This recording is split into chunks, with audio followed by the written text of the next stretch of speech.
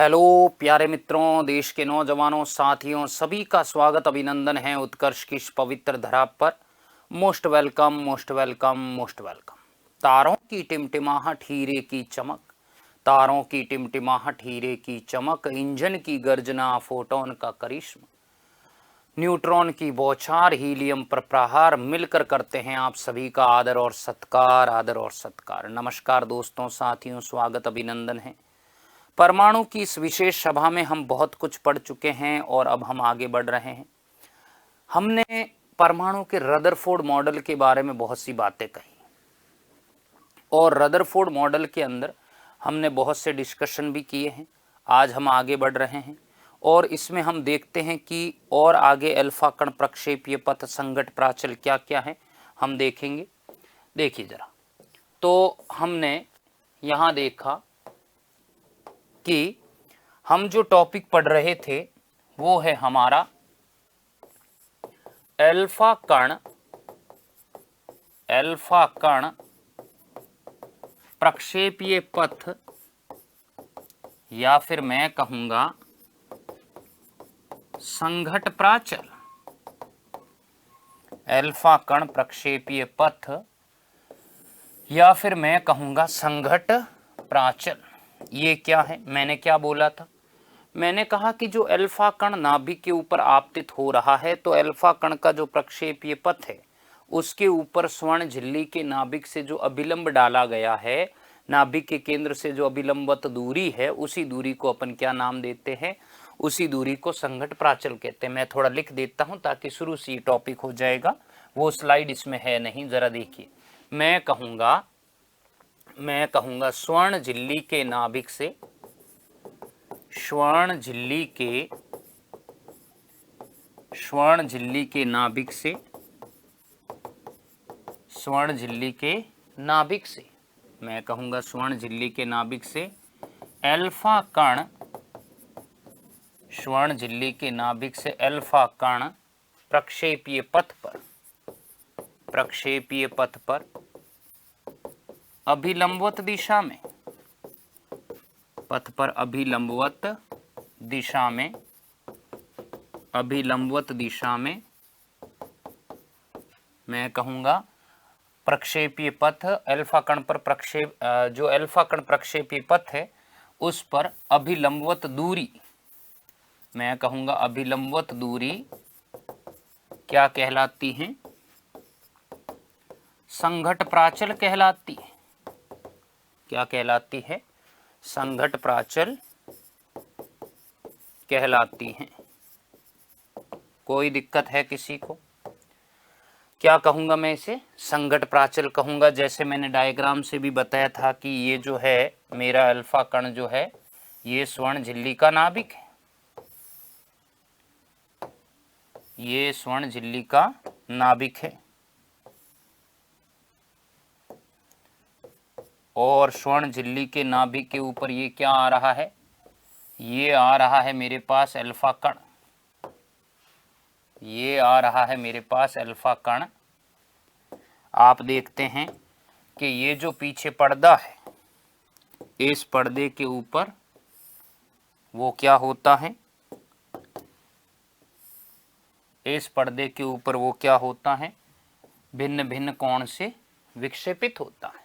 ठीक है, ये मैंने कहा ये अल्फा कण है और ये जो इसके नाभिक से ये जो अभिलंबवत दूरी है, इस अभिलंबवत दूरी को क्या कहते हैं? बी कहा गया है, संघट प्राचल। क्या फॉर्मूला दिया था मैंने? मैं कहूंगा संघट प्राचल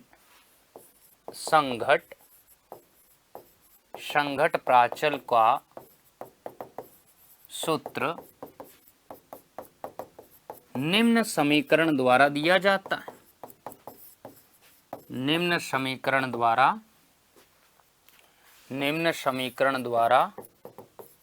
दिया जाता है। वो समीकरण कौन सी है जरा देखो। वो समीकरण है बी बराबर K Z E square cot theta by two बट्टे क्या हो जाएगा मेरे पास? Half M V square.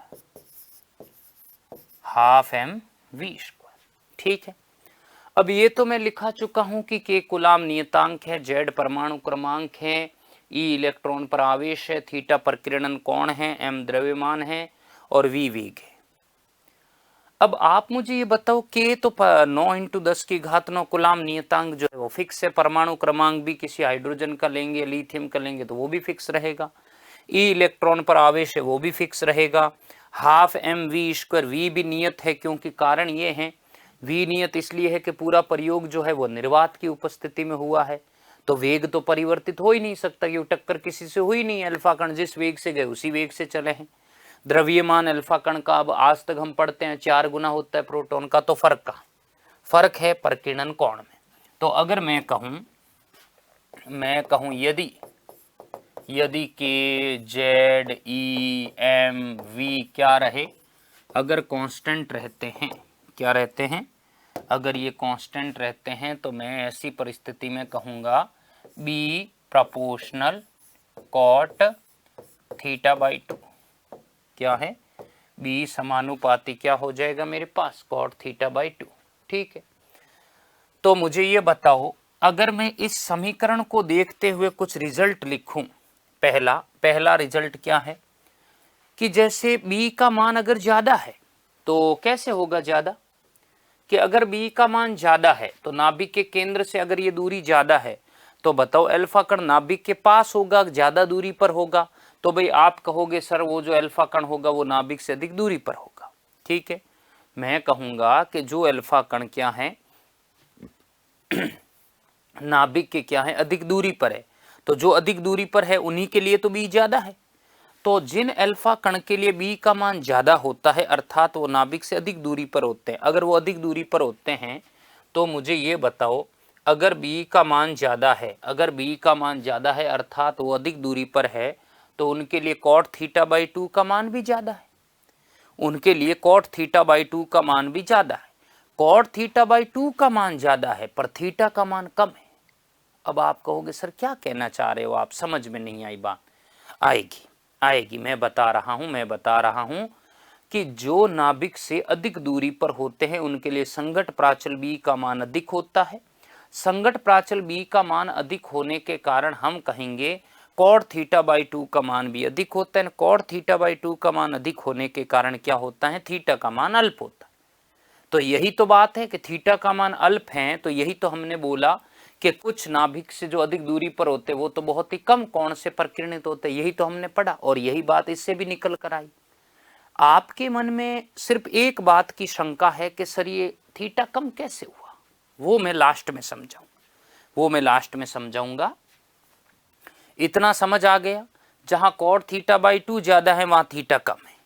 तो मैं एक बार लिख देता हूं फिर बताता हूं, सुनिएगा, मैं कहूंगा जो अल्फा कण स्वर्ण झिल्ली के नाभिक से अधिक दूरी पर होते हैं, स्वर्ण झिल्ली के नाभिक से अधिक दूरी पर होते हैं, स्वर्ण झिल्ली के नाभिक से अधिक दूरी पर होते हैं,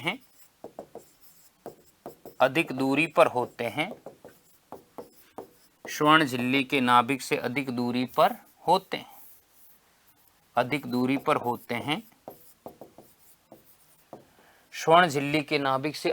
पर होते हैं,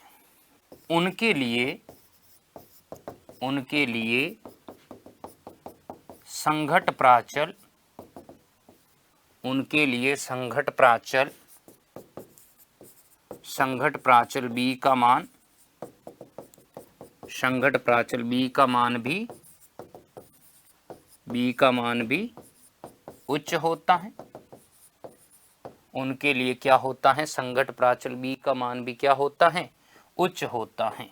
फिर देखो बी का मान क्या होता है, उच्च होता है। मैं कहूंगा बी का मान उच्च होने के कारण क्या हो जाता है, बी का मान उच्च होने के कारण कॉट थीटा बाई 2, बी का मान उच्च होने के कारण कॉट थीटा बाई 2 का मान मान भी कॉट थीटा बाई 2 का मान भी उच्च हो जाता है। बी का मान उच्च होने के कारण कॉट थीटा बाई 2 का मान भी उच्च हो जाता है और मैं कहूँगा जिससे थीटा का मान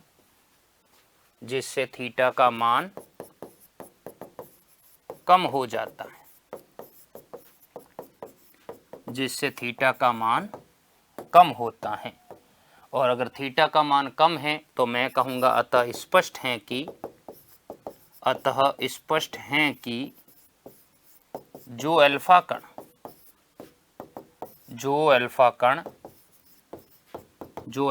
क्या है, जो अल्फा कण स्वर्ण झिल्ली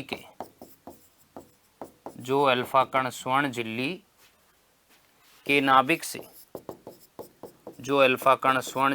नाभिक से अधिक दूरी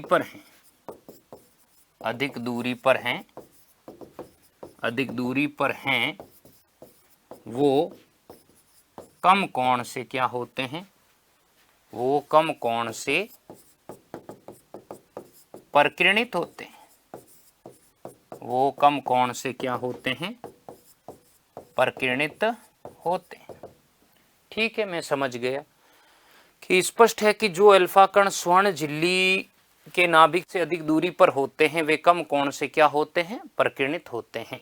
यहां तक क्लियर है, सिंपल है।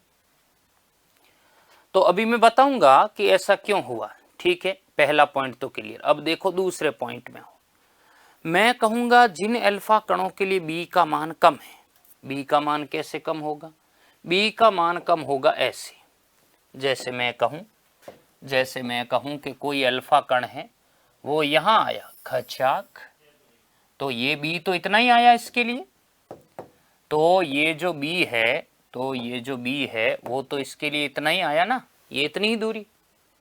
तो जिन अल्फा कणों के लिए बी का मान कम होगा तो कॉट थीटा बाई 2 भी कम होगा। कॉट थीटा बाई 2 कम होगा परंतु थीटा ज्यादा होगा। तो हमने यही तो पढ़ा कि जो कुछ अल्फा कण 90 डिग्री अधिक कोण से विक्षेपित होते, तो मैंने उसको 90 डिग्री से नहीं विचलित किया था, मैंने इसको किया था। क्या कारण था? क्योंकि ये अल्फा कण नाभिक के नजदीक था, इसके ऊपर प्रतिकर्षण बल ज्यादा लगा था। तो मैंने कहा इस संगत प्राचल से भी पता चल रहा है कि बी का मान अगर क्या है, कम है, तो कॉट थीटा बाई 2 कम है तो थीटा ज्यादा है, थीटा ज्यादा है तो ये 90 डिग्री के कोण या अधिक कोण से परिकिरणित होते हैं। तो डायग्राम में भी बनाया था मैंने, याद हो आपको। तो ये किधर विक्षेपित हुआ था, ऐसे कुछ याद आ रहा है? तो ये इधर इस कोण से जाने का कारण ही यही है कि इनके लिए बी कम है तो थीटा ज्यादा। तो मैं यहां लिखूंगा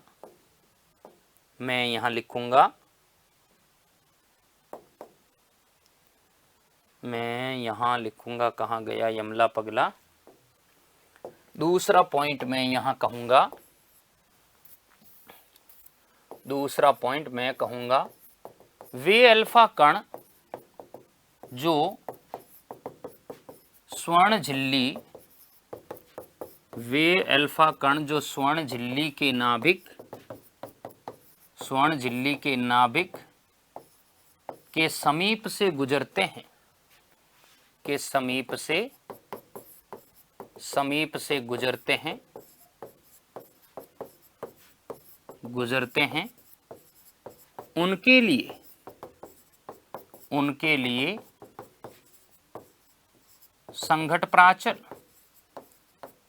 उनके लिए संघट प्राचल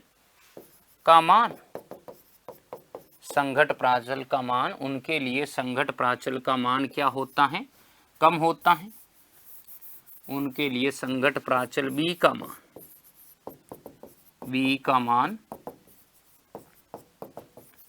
मान क्या होता है, कम होता है। उनके लिए संघट प्राचल बी का मान कम होता है। मैं कहूंगा बी का मान कम होने पर कॉट थीटा बाई 2 भी, बी का मान कम होने पर कॉट थीटा बाई 2 भी कम होता है परंतु थीटा अधिक होता है, परंतु थीटा अधिक होता है। cot थीटा बाई 2 तो कम है, थीटा अधिक होता है, तो हमने क्या रिजल्ट देखा था? मैं कहूंगा अतः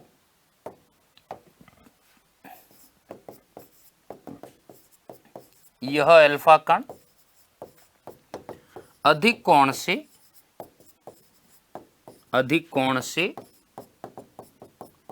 यह अल्फा कण क्या होते हैं? अधिक कोण से परिकिरणित होते हैं।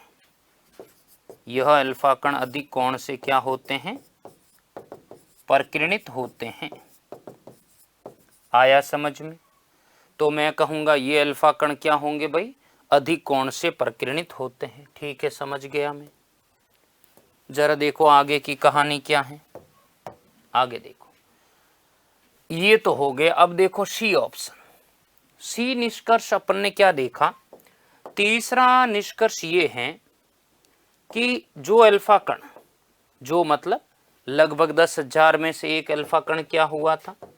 10,000 अल्फा कणों में से एक अल्फा कण इस स्वर्ण झिल्ली के नाभिक पर आया था। 10,000 अल्फा कणों में से एक अल्फा कण स्वर्ण झिल्ली के नाभिक से टकराकर वापस उसी पथ पर लौट आया प्रबल प्रतिकर्षण के कारण। तो अगर इस दिशा में वेग पॉजिटिव या 0 डिग्री से गया तो वापस आएगा तो 180 डिग्री एंगल बनेगा। तो जो 10,000 अल्फा कणों में से एक अल्फा कण गया है तो वो तो सीधा नाभिक पर गया है, तो उसके लिए बी का मान कितना होगा? 0। सीधा नाभिक के सेंटर पर गया तो उसके लिए बी का मान क्या होगा मेरे पास? 0। तो मैं ऐसी परिस्थिति में कहूंगा कि वह अल्फा कण जो सीधा स्वर्ण झिल्ली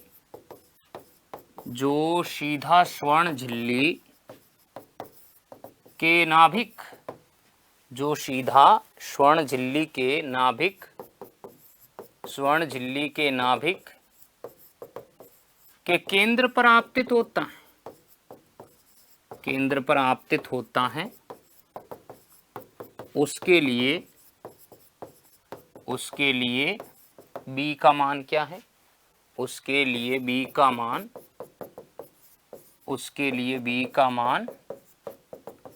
0 होता है। उसके लिए बी का मान क्या होगा? 0 होगा। तो मैंने ये बोला बी समानुपाती है cot थीटा बाई 2। समानुपाती का चिन्ह हटाया, एक कांस्टेंट लेकर आया cot थीटा बाई 2। अगर मेरे पास b 0 है, अगर मेरे पास क्या है? b बराबर 0 है, तो मुझे बताओ कि cot थीटा बाई 2 बराबर क्या होगा? 0। तो cot थीटा बाई 2 बराबर क्या होगा? 0। तो थीटा बाई 2 बराबर क्या होगा? cot inverse 0। तो थीटा बाई 2 क्या होगा? cot inverse 0। और cot इनवर्स 0 कितना है? 90 डिग्री।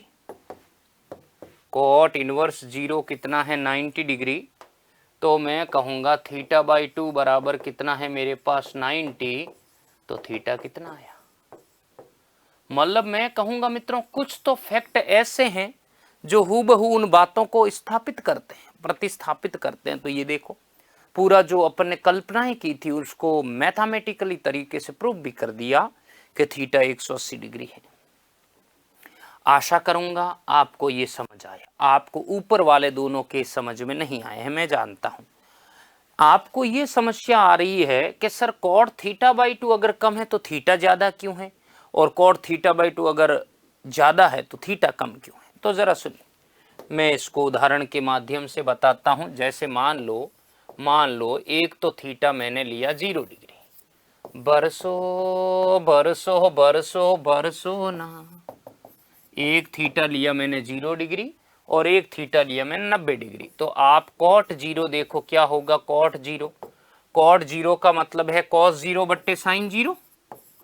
cos 0 बट्टे साइन 0। cos 0 क्या होगा? 1 बट्टे साइन 0 0, 1 बट्टे 0 कितना दे रहा है? अनंत। यहाँ क्या हो जाएगा, cot 90, cot 90 मतलब cos 90 बट्टे sin 90, यही करूंगा। तो cos 90 मेरे पास क्या हो जाएगा, cos 90 हो जाएगा मेरे पास 0, sin 90 1, तो क्या आएगा 0। जरा दिमाग लगाओ, दिमाग लगाओ कि जहां cot थीटा बाई 2, ये देखो जहां मैं कहूंगा cot theta by 2, cot theta by 2, cot theta by 2 अधिक है, नहीं है। cot थीटा बाई 2 मतलब मान लो यहां थीटा बाई 2 में, यहां मैं कह रहा हूं ये cot थीटा बाई 2 है, वो बहुत ज्यादा आ रहा है, अनंत आ रहा है, तो उस समय थीटा बहुत कम आ रहा है। देखो 0 डिग्री आ रहा है कि नहीं आ रहा है, 0 डिग्री आ रहा है। जहां cot थीटा बाई 2 में कहूंगा अधिक है तो वहां थीटा कम है, और जहां पर cot थीटा बाई 2 कम है, 0 आ रहा है, वहां थीटा ज्यादा आ रहा है, 90 आ रहा है। क्या ये समझ आई बात, अब आ गई समझ में। तो मैंने ये बोला कि जो नाभिक, जो अल्फा कण हैं जिनके लिए cot थीटा बाई 2 ज्यादा है उनके लिए थीटा कम है, और जिन नाभिकों के लिए cot थीटा बाई 2 का मान कम है उनके लिए थीटा ज्यादा है। यही तो मैंने बातें बोली। ये चीजें यहाँ से आती हैं और ये चीजें पढ़ने से आती हैं। तो ये बेसिक मित्रों पता होना चाहिए आपको। मैंने उदाहरण से समझा दिया है, आशा करूंगा आपको बेहतर तरीके से समझ आया। चलिए, तो ये था हमारा संघट प्राचल और अल्फा कण प्रक्षेपीय पथ, बहुत ही बेहतरीन तरीके से अपन ने पढ़ा। मैं आगे बढ़ता हूं और अब मैं आगे कौन सी बातें करने वाला हूं जरा सुनिए। अगला जो हमारा टॉपिक है वो है परमाणवीय स्पेक्ट्रम। परमाणवीय स्पेक्ट्रम, मैं कहूंगा एटॉमिक स्पेक्ट्रम। एटॉमिक स्पेक्ट्रम जरा सुनिए, मैं कहूंगा परमाणवीय स्पेक्ट्रम। जरा सुनिए ये क्या होता है, एटॉमिक स्पेक्ट्रम क्या होता है, हमें समझना है। तो जरा देखो ये क्या है। परमाणवीय स्पेक्ट्रम का मतलब यहाँ ये होता है मित्रों कि जैसे आपको यूं तो ये सीधा समझ में आएगा नहीं, मैं इसको एक उदाहरण के द्वारा समझाता हूं। देखिए, अगर आप कभी मैच देखते हैं, क्रिकेट मैच, तो क्रिकेट मैच में अगर आप ध्यान से देखोगे तो कुछ ऐसी बातें समझाई जाती हैं। वो क्या है जरा देखिए ध्यान से। जैसे अभी ये लाइन में हटा देता हूं, ठीक है। क्या है वो बातें, देखिए वो बातें ये हैं, आपको बीच बीच में ऐसा ये ग्राफ बताया जाता है, ठीक है। अब मैं रफ बना रहा हूं कि जैसे भाई मैच चल रहा था और सबसे पहले सौरव गांगुली जी आए तो वो क्रिकेट खेले, तो स्कोर काफ़ी ठीक रहा यहाँ तक। बाद में वीरेंद्र सहवाग आए तो काफ़ी चौके छक्कों की बारिश हुई, स्कोर बढ़ गया। फिर बाद में सचिन जी आए तो काफ़ी और स्कोर बढ़ा। बाद में विराट कोहली जी भी आए, काफ़ी और स्कोर बढ़ा। पर इंडिया मैच हारने वाली थी। उसी समय ऑर्डर दिया कि चावड़ा जी आप जाओ, मैच को जीता के लाओ। चावड़ा जी आए और उन्होंने क्या कर दिया, उन्होंने मैच को जीता दिया। तो आप ये देखते हो कि मैच के दौरान ऐसा आपको समरी टाइप का ग्राफ दिखाया जाता है। आप ये देख रहे हो ये बढ़ता क्रम है, इधर देख रहे हो ये घटता क्रम है। तो मेरे कहने का मतलब ये हुआ कि स्पेक्ट्रम का मतलब भी कुछ ऐसा ही है। स्पेक्ट्रम का मतलब भी कुछ ऐसा ही है। वो मतलब ये है कि परमाणवीय स्पेक्ट्रम में हम ये बोलेंगे कि अगर किसी पदार्थ या वस्तु से कोई विकिरण उत्सर्जित हुए, विकिरण का मतलब आप जानते हो, जैसे सूर्य का प्रकाश धरती पर आ रहा है तो वो विकिरण के रूप में आता है। आप जानते हो लघु तरंगदैर्ध्य और दीर्घ तरंगदैर्ध्य। तो ये लघु तरंगदैर्ध्य कोई मेरी तो है नहीं, जो विकिरण है उन्हीं की है। तो जो ये विकिरण आता है, जो किरणें आती है, इन किरणों का तरंगदैर्ध्य होता है, इन किरणों की आवृत्ति होती है। अगर इन किरणों को तरंगदैर्ध्य और आवृत्ति के घटते या बढ़ते क्रम में क्या किया जाए, जमा दिया जाए। अगर इन तरंगदैर्ध्य या आवृत्ति को घटते या बढ़ते क्रम में अगर एडजस्ट कर दिया जाए तो ऐसी कंडीशन में आपको या तो बढ़ते क्रम में कुछ मिलता है या घटते क्रम में मिलता है। तो बढ़ते क्रम या घटते क्रम में अगर व्यवस्थित कर दिया जाता है तो इसको परमाणुवीय स्पेक्ट्रम कहा जाता है, जो किसी भी परमाणु के लिए लागू हो सकता है। तो इसमें यही है कि जब किसी वस्तु या पदार्थ से जो विकिरण उत्सर्जित होते हैं, उन विकिरणों की तरंगदैर्ध्य और आवृत्ति हमें पता होनी चाहिए। उन आवृत्ति और तरंगदैर्ध्य को एक बढ़ते ऑर्डर में जमा दो या घटते ऑर्डर में जमा दो, व्यवस्थित कर दो, इसे हम परमाणुवीय स्पेक्ट्रम कहेंगे। कैसे बनेगा ये परमाणु स्पेक्ट्रम, कैसे बनेगा, मैं इसकी बात करूंगा। ये दो तरीके से किसी परमाणु के संदर्भ में बनेगा, मैं बात कर रहा हूं अभी। मैं कहूंगा जब किसी वस्तु या मैं कहूंगा जब किसी वस्तु या पदार्थ द्वारा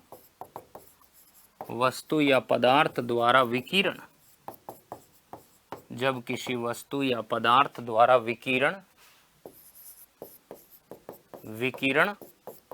उत्सर्जित किए जाते हैं,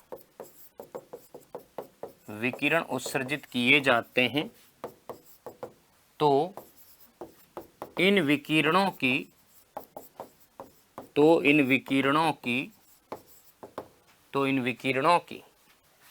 निश्चित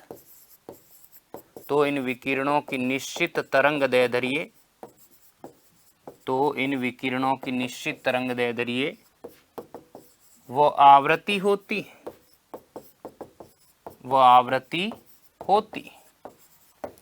मैं कहूंगा यदि इन विकिरणों को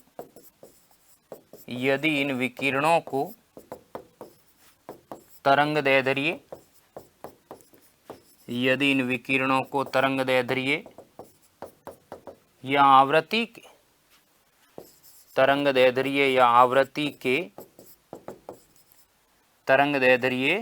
आवृत्ति के घटते या बढ़ते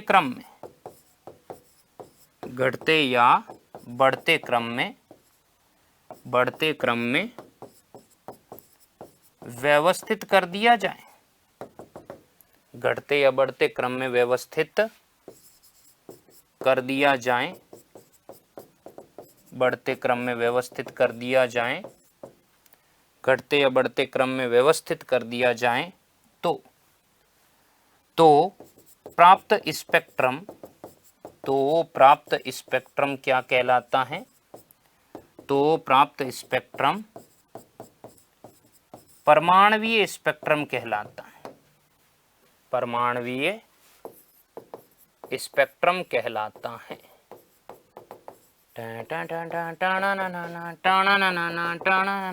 क्लियर है?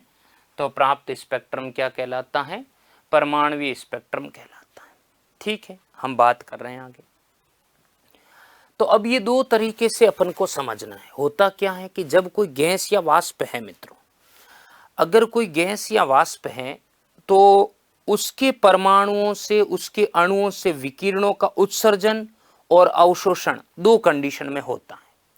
अब आप कहोगे सर गैस या वाष्प क्यों ली? कारण है कि उनके अणु जो होते हैं वो बहुत तीव्रता से उत्तेजित हो जाते हैं, आयनन क्षमता उनमें ज्यादा होती है। इसलिए कि अगर किसी गैस या वाष्प के अंदर विद्युत विसर्जन किया जाए, पहली शर्त यह है, पहला मैं करूंगा विद्युत विसर्जन, कि अगर किसी गैस या वाष्प में विद्युत विसर्जन किया गया, विद्युत विसर्जन का मतलब है इलेक्ट्रिक करंट फ्लो किया गया। गैस या वाष्प के अंदर करंट फ्लो होने का मतलब आवेश, और आवेश आप जानते हो आयनित है, पॉजिटिव नेगेटिव, और गैस में भी आयन है, पॉजिटिव नेगेटिव क्रिया होगी। तो जब इलेक्ट्रिक करंट फ्लो किया जाएगा तो गैस या वाष्प के जो अणु हैं उस इलेक्ट्रिक करंट के प्रभाव में क्या होंगे? उस इलेक्ट्रिक करंट के प्रभाव में या विद्युत विसर्जन के प्रभाव में क्या होंगे? वो उत्तेजित हो जाएंगे। कहने का मतलब है उस विद्युत विसर्जन के प्रभाव में वो उस ऊर्जा को ग्रहण करते हैं, और उस ऊर्जा को ग्रहण करके वो क्या करते हैं? विकिरणों का उत्सर्जन करते हैं। तो ऐसी कंडीशन में जो विकिरण उत्सर्जित होते हैं इसे कहा जाता है उत्सर्जित विकिरण स्पेक्ट्रम, और जो विकिरणों से संबंधित ये जो रेखाएं बनती हैं इन्हें कहा जाता है स्पेक्ट्रमी रेखाएं। समझ आ गया। गैस या वाष्प में इलेक्ट्रिसिटी फ्लो करवाई, अणु उत्तेजित हुए, उन्होंने विकिरणों का उत्सर्जन प्रारंभ किया, उन विकिरणों का उत्सर्जन किया तो उन विकिरणों की तरंग दैर्ध्य है, उन विकिरणों की आवृत्ति है। अगर उन विकिरणों की तरंग दैर्ध्य आवृत्ति को हम घटते और बढ़ते क्रम में जमाएंगे तो इस तरह से जो हमें स्पेक्ट्रम मिलेगा उसे उत्सर्जित स्पेक्ट्रम कहेंगे, या हम कहेंगे उत्सर्जित परमाणुवीय स्पेक्ट्रम कहेंगे। और ऐसी कंडीशन में ये जो विकिरणों से संबंधित जो रेखाएं बनेगी उन रेखाओं को अपन क्या नाम देंगे, उन रेखाओं को हम नाम देंगे परमाणुवीय उत्सर्जन स्पेक्ट्रमी रेखाएं। वही विकिरणों संबंधित काल्पनिक रेखाएं बनेगी। और इन रेखाओं का अगर कोई समूह बनेगा, देखो बहुत सी छोटी छोटी बातें हैं, इन रेखाओं का अगर कोई बल्क है, समूह है, तो उन्हें हम स्पेक्ट्रमी श्रेणी नाम देंगे, सीरीज नाम देंगे। क्लियर है? 3 बातें क्लियर हो गई, स्पेक्ट्रमी रेखा, स्पेक्ट्रमी श्रेणी और विकिरण उत्सर्जन। अगर किसी गैस या वाष्प में विद्युत विसर्जन करने से मित्रों अगर विकिरण उत्सर्जित हो रहे हैं और विकिरणों से संबंधित रेखाएं प्राप्त हो रही हैं तो आपको ये आभास होगा कि ये उत्सर्जित स्पेक्ट्रमी रेखाएं चमकीली होती हैं। जो उत्सर्जन के दौरान जो स्पेक्ट्रमी रेखाएं बनती है वो चमकीली होती है, और आगे मैं अवशोषण वाला पढ़ाऊंगा उस समय जो स्पेक्ट्रमी रेखाएं बनती हैं वो काली होती हैं। अब ये कैसे हुआ, जरा आप जल्दी से इतना पढ़ो, जल्दी से मुझे बताओ यहां तक समझ आया कि नहीं आया, फिर मैं आगे बढ़ता हूं। चैप्टर थ्योरेटिकल ज्यादा है इसलिए हो सकता है दिक्कत रहे आपको, इसलिए समझते जाएं बेसिक से।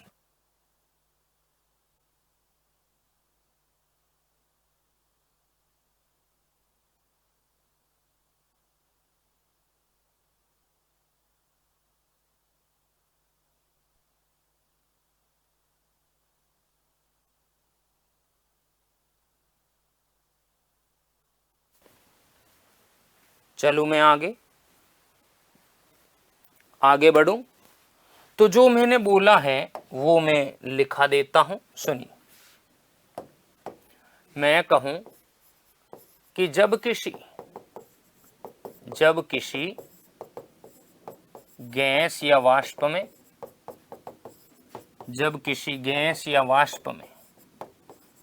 विद्युत विसर्जन किया जाता है,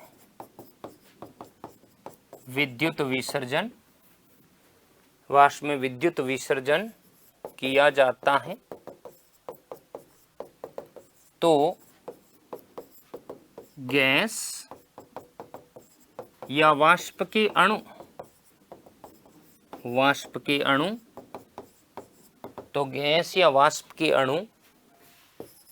उत्तेजित होकर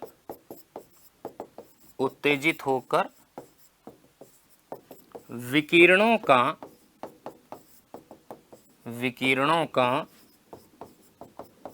उत्सर्जन करते हैं,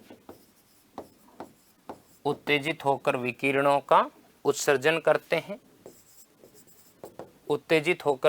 का उत्सर्जन करते हैं। इन विकिरणों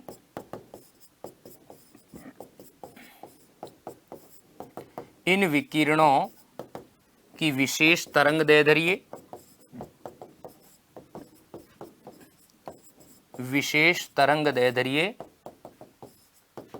वो आवृत्ति होती, विशेष तरंग दैर्ध्य व आवृत्ति होती। क्लियर है? इन विकिरणों की विशेष तरंग दैर्ध्य व आवृत्ति होती है। मैं कहूंगा इन विकिरणों से संबंधित रेखाओं को, इन विकिरणों से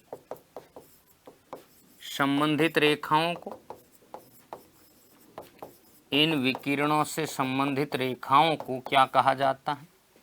संबंधित रेखाओं को क्या कहा जाता है? रेखाओं को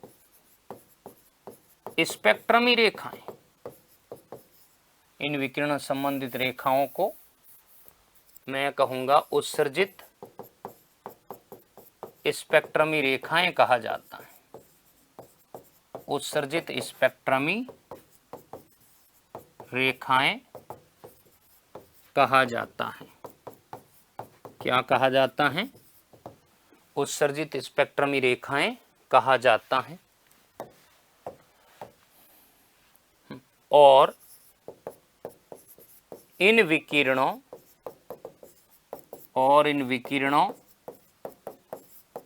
से संबंधित स्पेक्ट्रम को विकिरणों से संबंधित स्पेक्ट्रम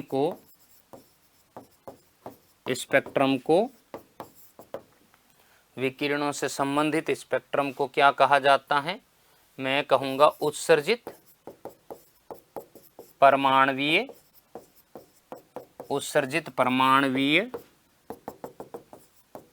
स्पेक्ट्रम कहा जाता है।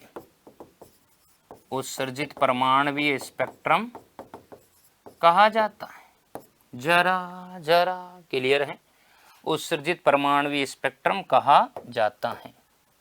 मैं कहूंगा इन रेखाओं की विशेषता है, इन रेखाओं की यह विशेषता होती है, इन रेखाओं की यह विशेषता होती है, इन रेखाओं की यह विशेषता होती है कि यह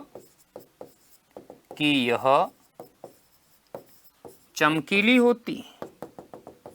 यह कैसी होती हैं? यह चमकीली होती है। क्लियर है? तो हमने देखा कि गैस या वाष्प में अगर विद्युत विसर्जन करते हैं तो हमें उत्सर्जित परमाणु स्पेक्ट्रम मिलता है, चमकीली रेखाएं मिलती हैं। अगली कड़ी में देखो, अगर उसी गैस या वाष्प के अंदर आप श्वेत प्रकाश को इंसर्ट करते हो, श्वेत प्रकाश को या विकिरण को आपतित करते हो, तो श्वेत प्रकाश तो एक प्रकार की ऊर्जा है, प्रकाश तो एक प्रकार की ऊर्जा है। पहले हमने क्या किया है? उस गैस या वाष्प में विद्युत धारा प्रवाहित की है, प्रकाश नहीं। अब जब हम उस गैस या वाष्प के अंदर श्वेत प्रकाश या श्वेत विकिरण को आपतित करेंगे तो प्रकाश तो एक प्रकार की ऊर्जा है। तो ये तो गुलाब जामुन काजू की कतली का कार्य करेगा। किन के लिए? गैस के अणुओं के लिए। जैसे ही ऊर्जा जाएगी तो गैस के अणु जो है इस ऊर्जा को ग्रहण करेंगे, फोटोन के रूप में तो आएगी, ये इस ऊर्जा को ग्रहण करेंगे तो अवशोषित करेंगे, और अवशोषित करके खच खच खच खच उत्तेजित होंगे। जैसे ही उत्तेजित होंगे तो उत्तेजित होकर विकिरणों का क्या करने लगेंगे? उत्सर्जन करने लगेंगे। जब विकिरणों का उत्सर्जन करेंगे तो ये अवशोषण के परिणाम के बाद की घटना है, इसलिए हम इसका नाम देंगे अवशोषण स्पेक्ट्रम या अवशोषण परमाणवीय स्पेक्ट्रम। जो इससे संबंधित रेखाएं होगी उसे हम कहेंगे अवशोषित परमाणवीय स्पेक्ट्रम रेखाएं। और ये रेखाओं की विशेषता होगी कि ये कैसी होती? काली होती हैं। अब आपको लग रहा होगा कि क्या सर इसमें थ्योरी ही लिखा होगा या कोई डायग्राम वगैरह भी है? मैं अभी सब बनाने वाला हूं, जरा रुकिए। मैं कहूंगा यदि गैस या वाष्प में क्या किया जाए? श्वेत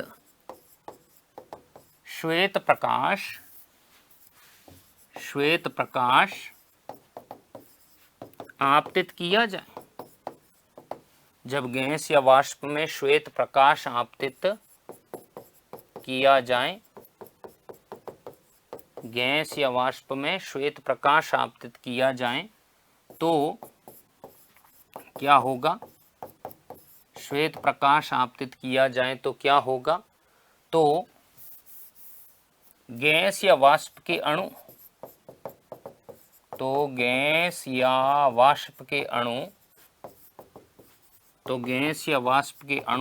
क्या करते हैं?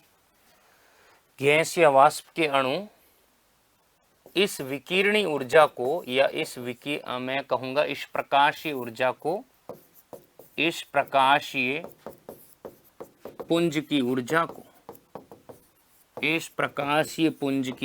को अवशोषित कर लेते हैं। इस प्रकाशीय पुंज की ऊर्जा को अवशोषित कर लेते हैं,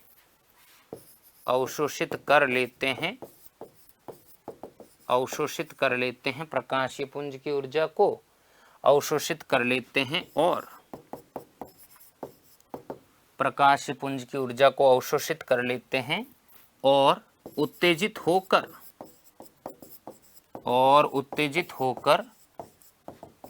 विकिरण और उत्तेजित होकर विकिरण उत्सर्जित करते हैं, विकिरण उत्सर्जित करते हैं और उत्तेजित होकर विकिरण उत्सर्जित करते हैं। मैं कहूँगा यह इन विकिरणों इन अवशोषित मैं कहूँगा इन विकिरणों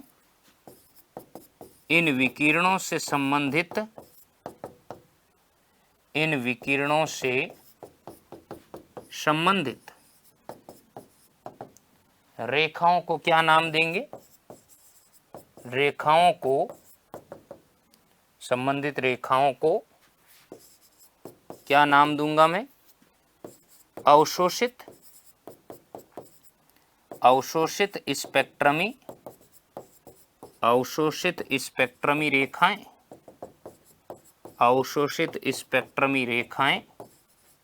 कहा जाता है। क्या कहा जाता है?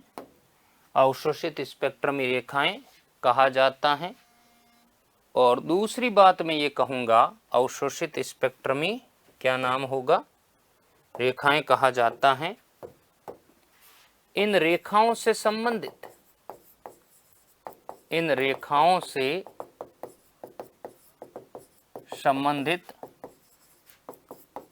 स्पेक्ट्रम को अवशोषण स्पेक्ट्रम कहा जाता है। अवशोषण स्पेक्ट्रम कहा जाता है। अवशोषण स्पेक्ट्रम कहा जाता है। मैं कहूँगा यह स्पेक्ट्रमी रेखाएं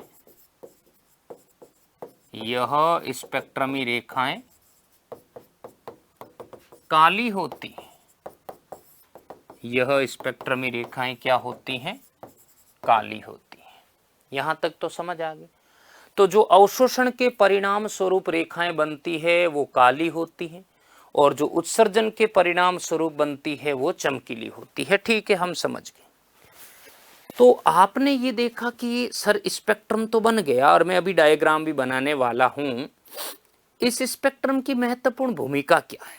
इसकी भूमिका ये है कि किसी गैस के अणुओं की प्रकृति डिसाइड करने, किसी गैस के अणुओं का व्यवहार बताने, और किसी पार्टिकल की अवस्था को प्रदर्शित करने में ये एज ए फिंगरप्रिंट का कार्य करता है। तो स्पेक्ट्रम से हमें बहुत सी जानकारी प्राप्त होती है, इसलिए ये एक बहुत ही आवश्यक रोल अदा करता है। तो जल्दी से देखो, फिर मैं आगे बढ़ता हूँ। यहाँ तक क्लियर हुआ कि नहीं हुआ? बताएं जरा जल्दी से। यस, हरी अपनाओ।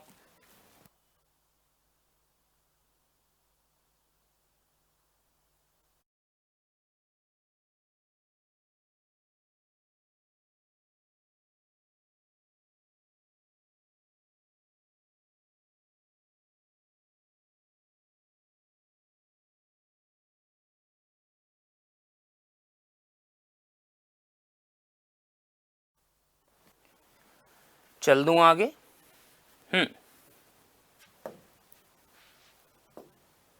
चलिए अब देखो आगे।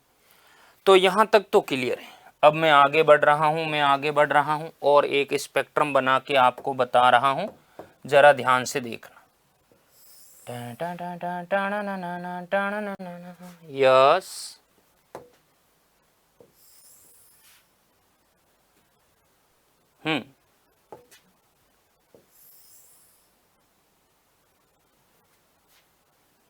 देखिए अब जरा आप देखोगे कि यहां पर मैं ये स्पेक्ट्रम बना रहा हूं, ये यहां पर इनके बीच में देखोगे आप,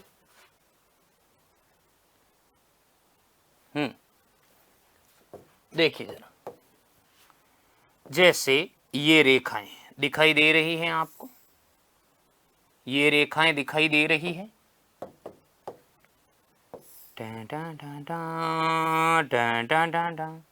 ये स्पेक्ट्रमी रेखाएं हैं मित्रों, ये स्पेक्ट्रमी रेखाएं हैं और इनकी निश्चित तरंगदैर्ध्य होती है। मैं अभी बताने वाला हूं कहां से कहां तक होती हैं, सारी बातें करने वाला हूं, देखना।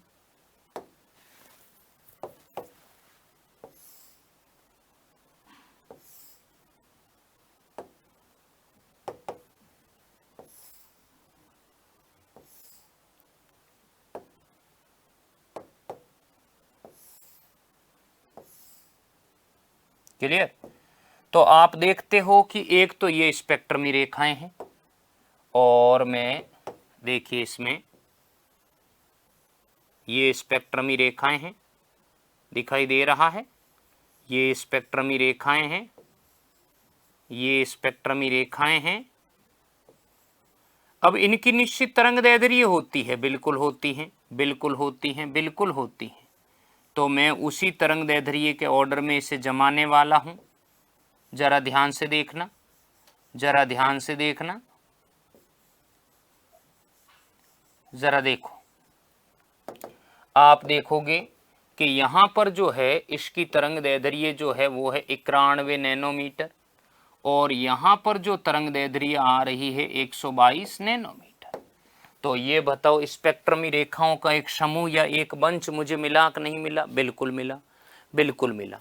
तो ये जो स्पेक्ट्रमी रेखा है इनकी तरंगदैर्ध्य इनसे इनके बीच में है, तो इसकी एक श्रेणी भी तो बनी। ये स्पेक्ट्रमी रेखाओं की एक श्रेणी भी तो है। मैं इसे क्या नाम दूंगा? इस श्रेणी का मैं नाम दूंगा लाइमन श्रेणी। क्या नाम दूंगा मैं?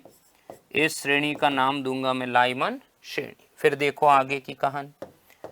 आगे की मैं अगर बात करूं तो आप देखोगे कि फिर ये भी है स्पेक्ट्रमी रेखाएं। देखो कैसे स्पेक्ट्रम बन रहा है, ध्यान से देखो।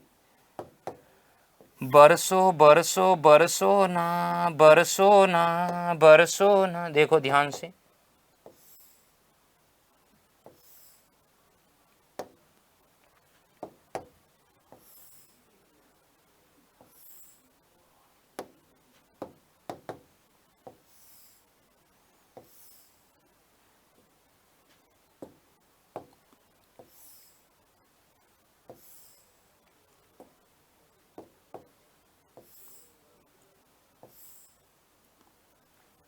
क्लियर। तो आप देखोगे कि ये श्रेणी एक अलग ही श्रेणी बनी है। ये भी तो कोई तरंगदैर्ध्य रखती होगी। बिल्कुल मैं बता रहा हूं कितनी तरंगदैर्ध्य है, अभी बताने वाला हूं।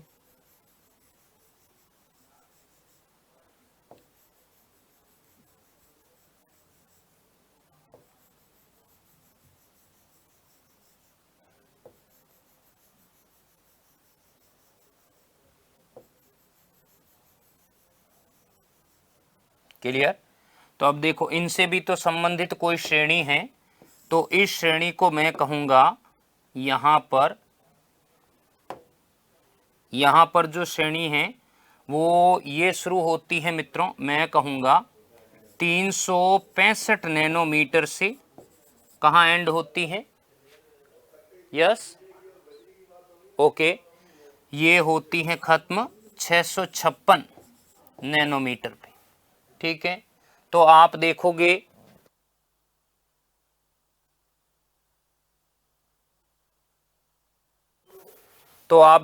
कि ये 656 नैनोमीटर आया है। तो इससे संबंधित ये जो श्रेणी है, इससे संबंधित ये जो श्रेणी है इसको मैं क्या नाम दूंगा? बामर श्रेणी। क्या नाम दूंगा? बामर श्रेणी। फिर देखो आगे की कहानी में क्या है। अब अगर मैं कहूं ये जो श्रेणी है, ये जो श्रेणी है ये क्या होगी? सुनिएगा जरा जरा जरा, देखो ध्यान से ध्यान से ध्यान से ध्यान से।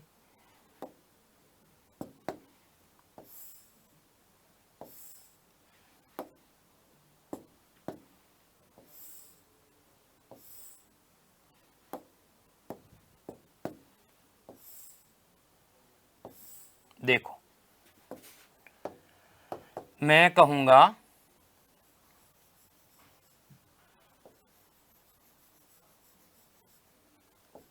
ये जो श्रेणी बनेगी,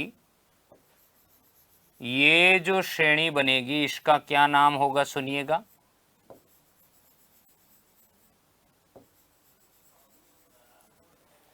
इस श्रेणी का मैं नाम दूंगा, ये जो श्रेणी है पाश्चन श्रेणी, पाश्चन श्रेणी। और इसकी तरंगदैर्ध्य होगी मित्रों 820 नैनोमीटर से 1875 नैनोमीटर। अब बताओ क्या आपको परमाणुवीय स्पेक्ट्रम, ऐसा डायग्राम मित्रों गूगल पर भी नहीं मिलेगा आपको, हालांकि थोड़ा समय जरूर लगा है परंतु एक बहुत ही शानदार चीज प्रस्तुत की है।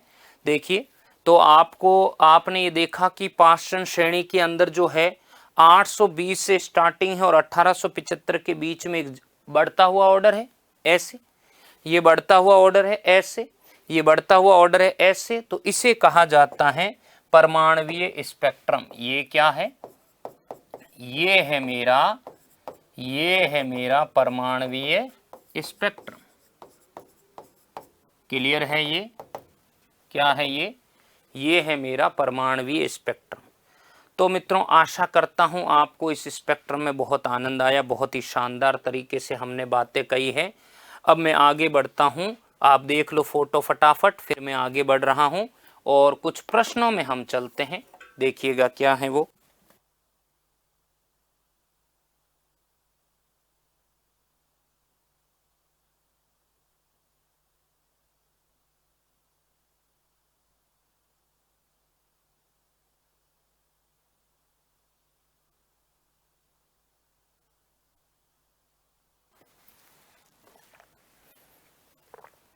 चल दूं आगे?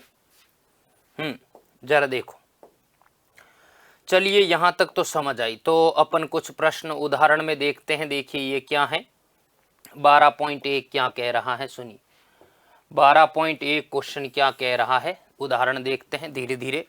ये कह रहा है कि परमाणु के रदरफोर्ड के नाभिकीय मॉडल में नाभिक की त्रिज्या 10⁻⁻15 मीटर जो है वो सूर्य के सदृश है, जिसके परित इलेक्ट्रॉन अपनी कक्षीय त्रिज्या 10⁻10 मीटर में ऐसे परिक्रमा करता है जैसे पृथ्वी सूर्य के चारों ओर।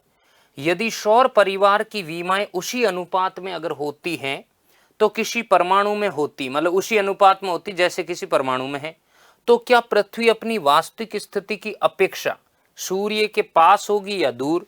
पृथ्वी की कक्षीय त्रिज्या इतनी है, सूर्य की त्रिज्या इतनी है। प्रश्न समझ में नहीं आया, मैं बताता हूं। इधर देखो सब, इधर देखो, इधर ये क्वेश्चन कह रहा है कि एक इलेक्ट्रॉन नाभिक के चारों तरफ चक्कर लगा रहा है। तो नाभिक की त्रिज्या जो है वो 10 की घात क्या है, -15 मीटर है, जो सूर्य के समान है। और इलेक्ट्रॉन की जो त्रिज्या है वो पृथ्वी के समान, मतलब इलेक्ट्रॉन भी चक्कर लगा रहा है नाभिक के चारों तरफ। नाभिक की त्रिज्या सूर्य के समान है, इलेक्ट्रॉन की त्रिज्या पृथ्वी के समान। इधर पृथ्वी जो है वो सूर्य के चारों तरफ चक्कर लगा रही। तो वो ये कह रहा है कि इस बात को इससे जोड़ो और इससे तुलना करो, और तुलना करके इसके रिजल्ट को लेकर ये बताओ कि पृथ्वी सूर्य से दूर है या नजदीक है, या कैसा अनुभव हो रहा है वो बताना है। तो चलिए बता देते हैं। देखिए कैसे, मैं कहूंगा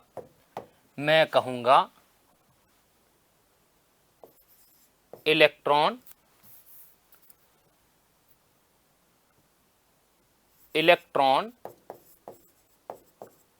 की त्रिज्या बट्टे नाभिक की त्रिज्या, मैं कहूंगा इलेक्ट्रॉन की त्रिज्या बट्टे, यहां लिखूंगा मैं नाभिक की त्रिज्या बराबर क्या आएगा मेरे पास, नाभिक की अपेक्षित त्रिज्या। क्या मतलब है नाभिक की अपेक्षित त्रिज्या? जरा सुनिए क्या मतलब है।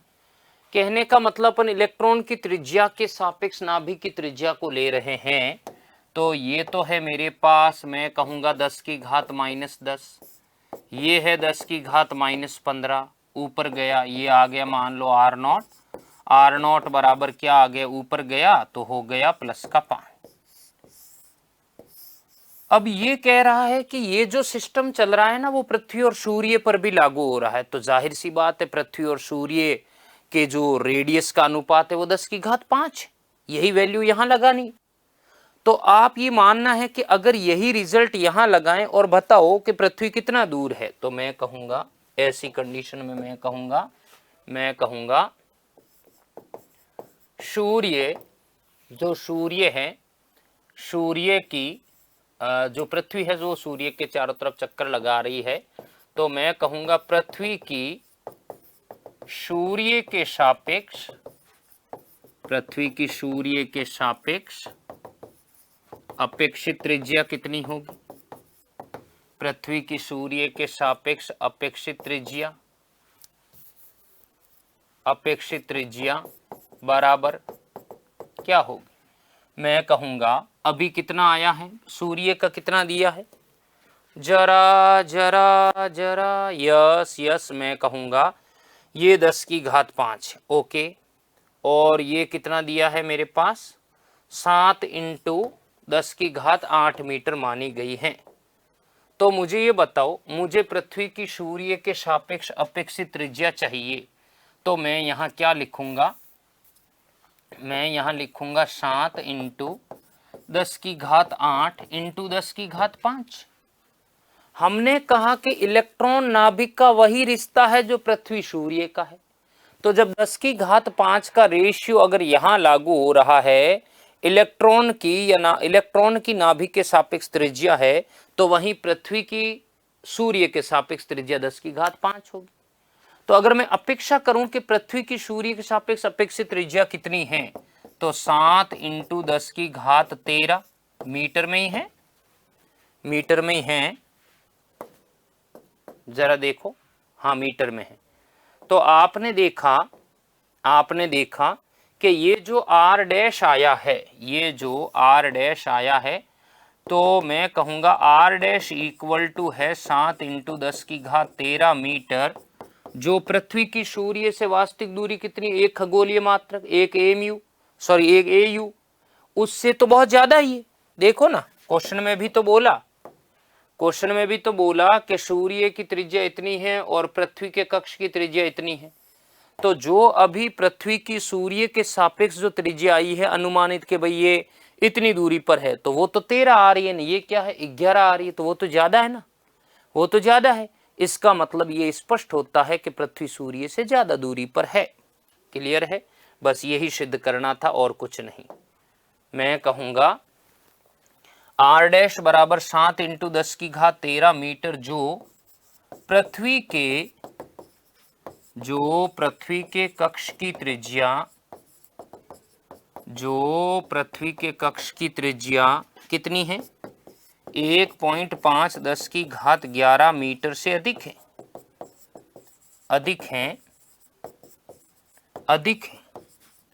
अतः स्पष्ट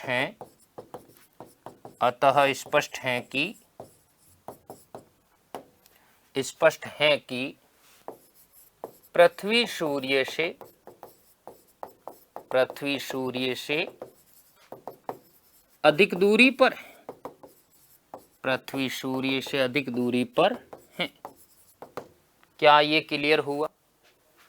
क्या ये पहला प्रश्न समझ आया आपको? बहुत बढ़िया, शानदार। तो 12.1 उदाहरण अपन ने कर लिया, बहुत अच्छा लॉजिकल क्वेश्चन है। अब देखो ये क्या कह रहा है, ये कह रहा है 12.2 हमें ये कह रहा है कि गाइगर मार्शडन प्रयोग में 7.7 मेगा इलेक्ट्रॉन वोल्ट के किसी अल्फा कण की स्वर्ण नाभिक से क्षण भर के लिए विराम अवस्था में आने से पहले तथा दिशा प्रतिलोमन से पूर्व समीपत दूरी बताओ। मतलब ये कह रहा है कि जैसे ये नाभिक है, ये अल्फा धनावेशित कण है, स्वर्ण नाभिक ये सोना है। ओहो, ये तो काफी लंबा क्वेश्चन है। ठीक है, और छोटा कोई क्वेश्चन है क्या, चेक कर लेते हैं। ये मेरे पास, अच्छा ये अभी नहीं होगा, ये भी नहीं होगा, थोड़े टफ है ये क्वेश्चन। इसी पे मैं चर्चा करता हूं, जरा देखिए।